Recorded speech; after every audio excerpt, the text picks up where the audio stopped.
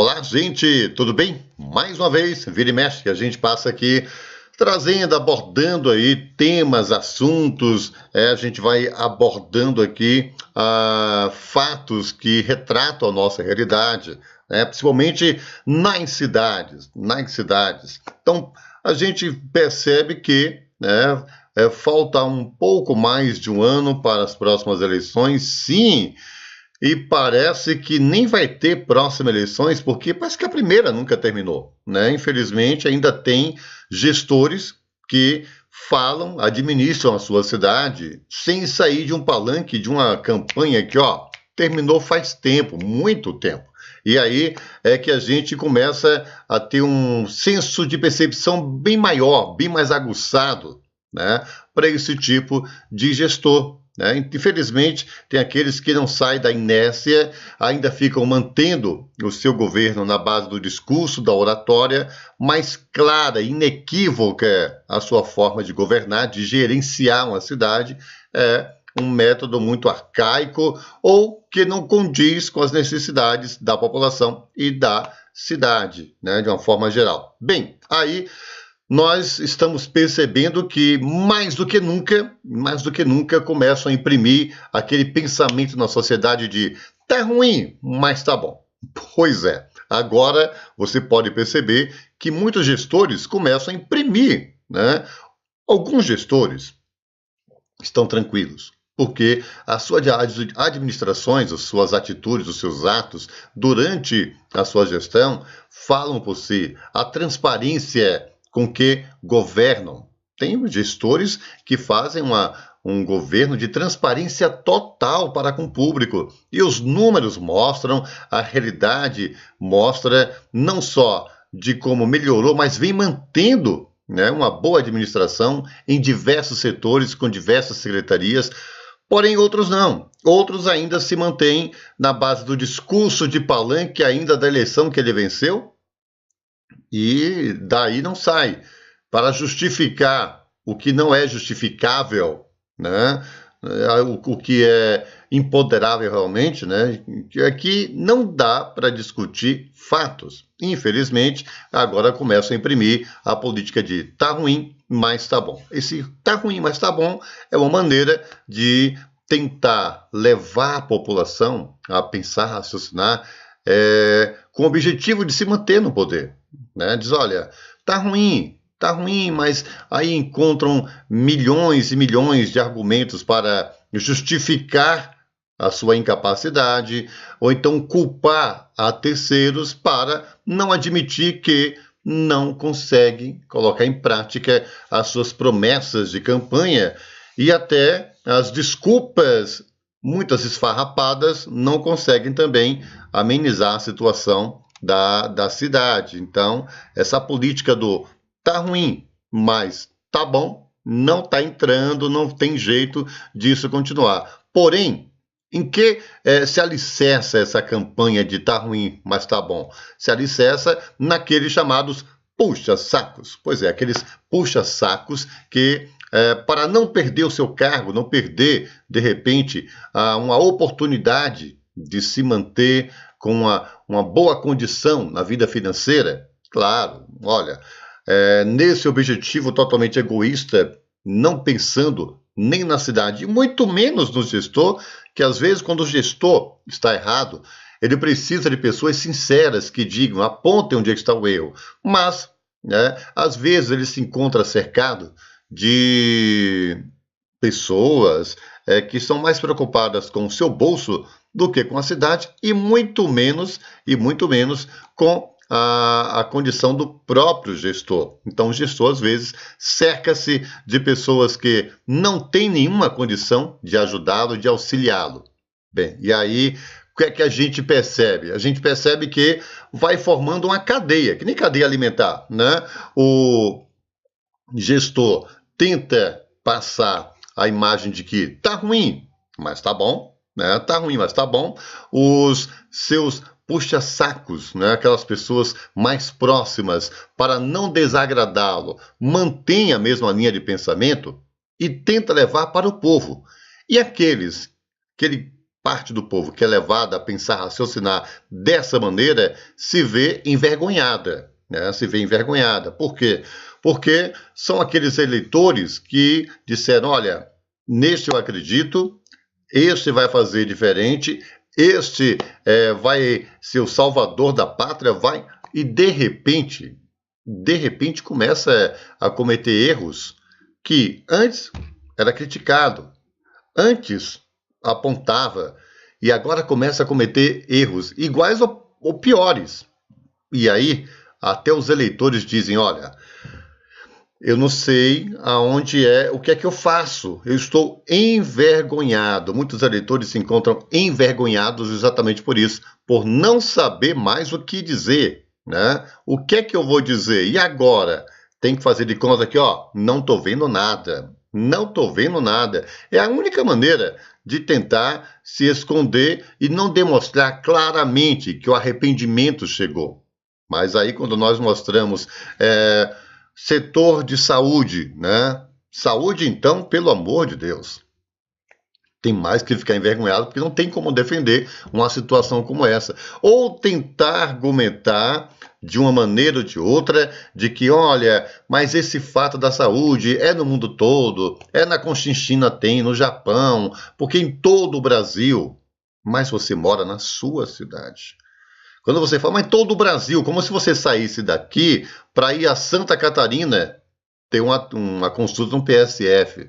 Como se você fosse fazer uma cirurgia lá em Minas Gerais, com essa acessibilidade total e facilidade tranquila. Bem, você paga imposto na sua cidade, você vive a sua cidade, você contribui com a sua cidade.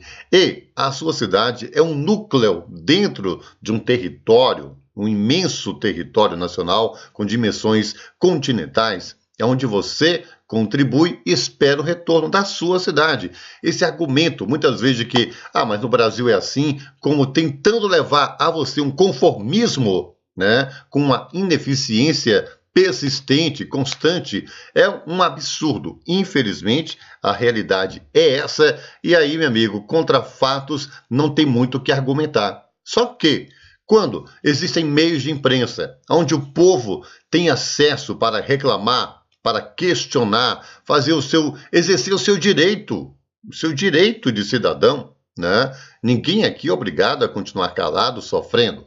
E quando você aponta, muitas vezes, o equívoco, o erro do gestor, o que é que acontece? Ele vai dizer, não, a culpa não é minha. É isso que sempre acontece. Ele diz, olha, a culpa a culpa pode ser das antigas administrações. Não, a culpa pode ser do veículo de comunicação que bota o povo no ar e fica mostrando aí a insatisfação. A culpa pode ser até do Papa. A culpa pode ser até do Papa, né? Infelizmente, nem a capacidade de autocrítica e dizer, olha, estou equivocado, estávamos equivocados porque pensamos isso e é outra coisa. Nós sonhamos, vivemos aí uma campanha, fizemos uma forma meio utópica, meio sonhadora, sem colocar os pés no chão para a realidade do que eu posso fazer, do que eu posso prometer ou assumir o compromisso, porque tem essa diferença de promessa e compromisso, né? De que assim eu posso atender as necessidades da população. Bem, mas aí começa a questão. A culpa, bom, como a culpa é dele, ele coloca em quem ele quiser. Ele pode apontar para quem bem entender a culpa que ele acredita não ser dele. Quando ele assumiu essa responsabilidade, ele pediu para assumir o cargo, né? Então, é importante a gente ressaltar isso. E o mais importante também, não esqueçamos que isso é uma democracia e que o político, ele é o empregado do povo. O político, por si só, ele é empregado do povo.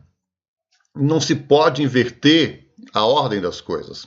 Então, a partir do momento em que você, eleitor, que tenha ou não tenha votado, mas principalmente aquele que votou pela administração do seu atual gestor.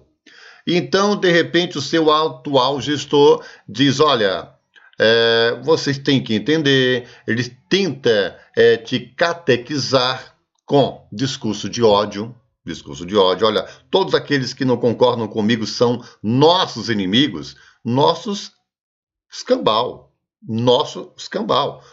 O inimigo pode ser seu e você pode ter adquirido os seus inimigos por incompetência, por irracionalidade, por temperamento e outros fatores que não cabe aqui discutir, passaríamos o dia todo, né? E não estou aqui para estar fazendo julgamento de valor, principalmente no âmbito pessoal. Não importa a vida pessoal de cada um. O ser humano tem os seus defeitos e qualidades, mas na hora em que ele assume um cargo público, seja ele prefeito, médico, político, bombeiro, ele tem que colocar de lado, muitas vezes, a sua forma de pensar, o seu temperamento, né, e agir de uma forma coletiva, colocando o coletivo, o bem comum, acima até da forma que ele pensa. Se ele diz, olha, eu não gosto de pão, mas se é para colocar pão no lanche e é bom para o lanche da criançada, eu vou colocar. Então existem, apenas um exemplo, claro, é só um exemplo banal, mas ressaltando que muitas vezes o interesse do povo deve sobrepor, né? Porque é o comum, o direito e a benesse comum, a comunidade, a população, desculpa a redundância, mas, acima de tudo, né, não é para o gestor, não é para o gestor. E muitas vezes passam essa imagem para a população. Olha, eu sou vítima da calúnia, sou vítima da perseguição. Ele começa a colocar adjetivos onde não existe, começa a classificar, né, a cobrança do povo como é cobrança de oposição. Como se a pessoa que está na fila, esperando, dorme na fila para esperar um atendimento odontológico, fosse só eleitor de oposição. Não, seu eleitor também está lá. Pois é, aquele seu eleitor também está lá. Quando diz, olha, o pessoal está reclamando aqui que não tem médico no PSF, mas não é só para o eleitor de oposição. O seu eleitor também está sofrendo com isso. Então, muitas vezes, o gestor começa a querer dividir. Existe aquela máxima de dividir para conquistar. Quanto você divide, fica mais fácil de você conquistar, né, convencer a uma parcela dessa divisão a ficar contra a outra. E o povo é colocado um contra o outro. Às vezes, numa rua em que não tem atendimento, é a buraqueira, o poder público não está presente, é buraqueira, é falta de iluminação pública. De repente, ele tenta colocar naquela rua o eleitor dele contra o eleitor de oposição. Tenta convencer ao seu eleitor que ele fique tranquilo, que está ruim ficar com a rua esburacada, sem iluminação, mas está bom. Está ruim, mas está bom. Né? Que na mesma rua, um eleitor de oposição é que não tem direito de reclamar. E aí tenta colocar o povo contra o povo. Existe essa máxima de dividir para conquistar. Infelizmente, é um fato real e tenta levar até você, eleitor, né, o conformismo, e tenta justificar isso de outras formas, principalmente tentando calar aqueles que estão exercendo o seu direito de reclamar, de questionar, de sugerir mudanças, aqueles que tentam ajudar, muitas vezes, com a crítica, porque a crítica é uma forma de ajudar, de auxiliar.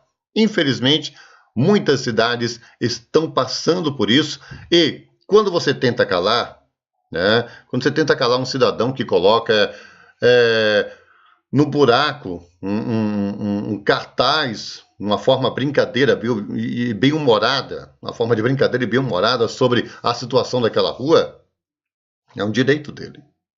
É um direito dele. Quando o cara coloca uma faixa, é um direito dele. É uma forma bem-humorada de reclamar, de questionar.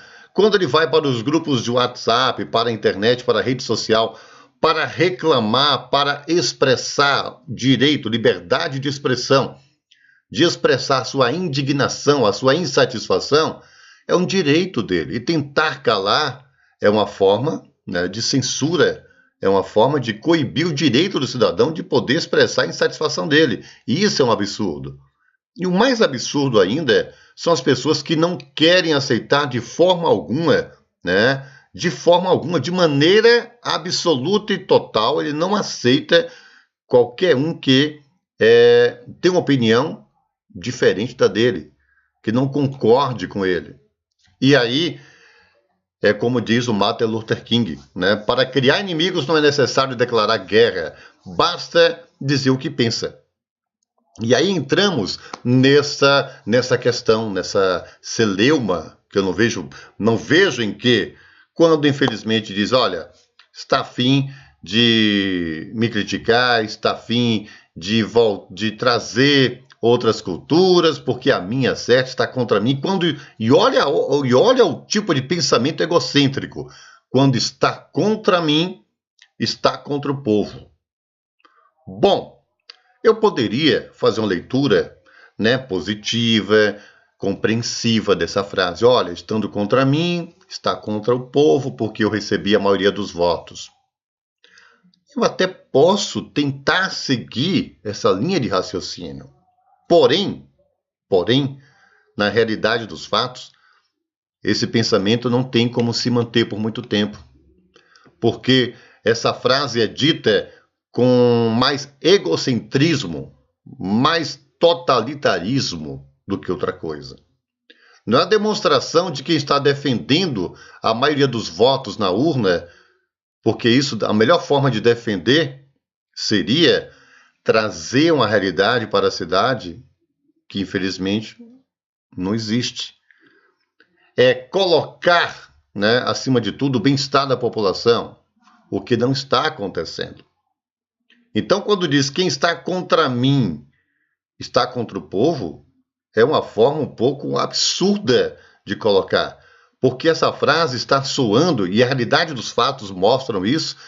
Quando fala isso, fala quando alguém estiver contra a minha forma de pensar, alguém estiver contra o meu modo de agir, alguém estiver contra a minha maneira de governar, meio com inércia, né, meio lento, ou sem fazer as coisas, está contra o povo. Como se o povo defendesse um governo que não realiza, um governo que não soluciona as questões mais urgentes, mais emergenciais, como na saúde, por exemplo, né?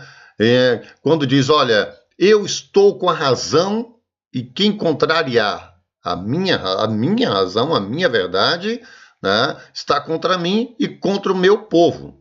Bom, aí a gente tem que tentar encontrar, né, o significado e como é a colocação do meu povo. O meu povo quer dizer aquelas pessoas que me cercam e puxam o meu saco. O meu povo é aquelas que eu asseguro porque o apoio, porque eu tenho emprego, e o emprego dessas pessoas depende exclusivamente de mim. Esse é o meu povo? Bom, se for, aí está mais do que justificável e mais do que compreensivo essa frase. A gente espera que o gestor, seja de qualquer cidade, tenha consciência de que tá ruim, mas tá bom, não vai convencer ninguém. Não tenta argumentar, justificar, culpar, se vitimizar, né? Vamos raciocinar um pouquinho. O trabalho fala por si e o povo clama. O povo clama. Quem tem fome, quem tem necessidade, quem sente dor, tem urgência, não tem partido. E essas pessoas devem ser tratadas com todo respeito, né? A pessoa que está com dor de dente, essa dor dela não tem ideologia. A dor dela não tem partido. A dor dela pede urgentemente, clama por auxílio, uma solução, uma resolução do problema, para o término dessa dor, para o término desse sofrimento. Quando a mãe desempregada, viúva, está com seus filhos, sem o botijão de gás, com fome, essa situação não tem partido. Não tem voto na urna. A assistência social tem que prestar urgentemente um auxílio a um cidadão que passa por isso. Então, fica o nosso recado. Não citei nomes, mas acredito que cada um, de acordo com a realidade que vive, deve ter escolhido, né, o seu saci para colocar a carapuça. Um abraço, gente. Fica a nossa consciência para despertar para um mundo melhor, para despertar para as coisas boas, independente. Não estamos presos a políticos, a gestores, porque eles tentam defender e tentam nos comprar, nos vendendo uma realidade que o único objetivo dele é se manter no poder. Nós é que somos os patrões, nós merecemos o melhor e nós precisamos nos fazer respeitar. E sim, para criar inimigos não é necessário declarar guerra, basta dizer o que pensa. Mas se o outro se ofende quando você diz o que pensa e o que você diz é realidade, é fato, bom, a gente não faz mais do que exercer o nosso direito. Um abraço e até a próxima.